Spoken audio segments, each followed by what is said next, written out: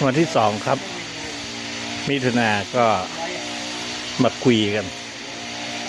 ถึงระดับความเสียหายและระดับการซ่อมแซมของวิหารครูบาครับหลังจากที่ต้นไม้ต้นนี้ล้มใส่วัดก่อน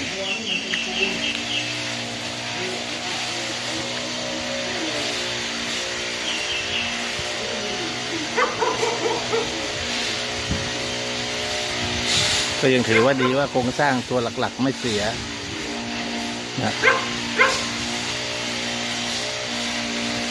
ตรงนี้มีหน่อยนึง